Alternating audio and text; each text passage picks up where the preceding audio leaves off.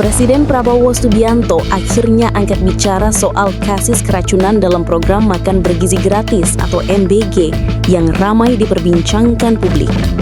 Prabowo mengatakan ini masalah besar, jadi pasti ada kekurangan dalam awal. Tapi saya juga yakin bahwa kita akan selesaikan dengan baik.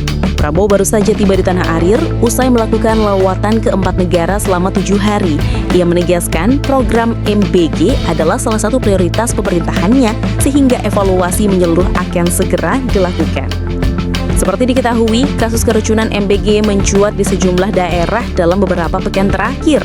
Pemerintah berjanji akan memperbaiki pelaksanaan program agar distribusi makanan tetap aman, sehat, dan sesuai standar. Amerika Serikat secara mengejutkan mencabut visa Presiden Kolombia Gustavo Petro. Keputusan itu diumumkan oleh Departemen Luar Negeri AS pada Jumat 26 September 2025. Langkah ini diambil setelah Petro ikut turun langsung dalam aksi pro-Palestina di jalanan New York.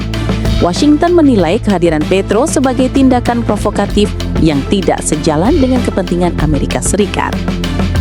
Petro mengatakan kepada bangsa-bangsa dunia, saya menjurukan agar menyumbangkan tentara demi membentuk kekuatan bersenjata yang lebih besar dari Amerika Serikat.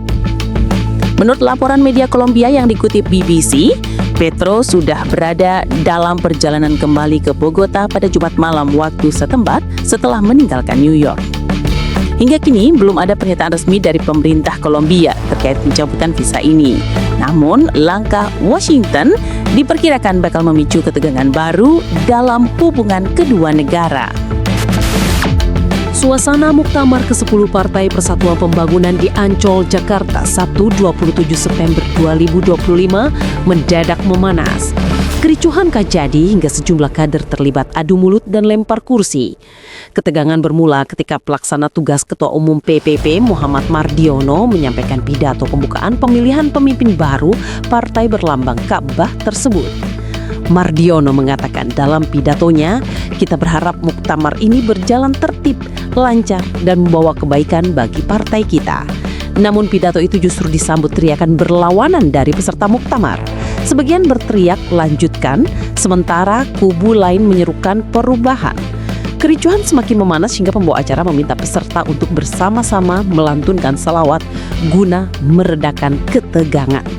Meski sempat ricuh, muktamar PPP dijadwalkan tetap berlanjut dengan agenda utama pemilihan ketua umum baru. Presiden Prabowo Subianto membawa kabar penting dari kunjungannya ke Belanda. Sebanyak 30.000 artefak bersejarah yang pernah dibawa dari Indonesia akan segera dikembalikan. Pengembalian artefak itu diumumkan usai Prabowo bertemu langsung dengan Raja Belanda Willem Alexander dan Ratu Maxima di Istana Oostensbos Den Haag pada Jumat 26 September 2025. Prabowo mengatakan di Belanda saya diterima dengan sangat baik oleh Raja. Dan Belanda mengembalikan 30.000 item artefak. 30.000 item yang mereka bawa dari Indonesia dikembalikan ke kita. Prabowo menyebut pengembalian ini merupakan bentuk itikat baik Belanda untuk menjaga hubungan erat dengan Indonesia. Saya kira itikat baik dari Belanda ingin pelihara hubungan baik kita, ungkap Prabowo. Pengembalian 30.000 artefak dari Belanda ini diharapkan menjadi momentum baru bagi kerjasama dan persahabatan kedua negara.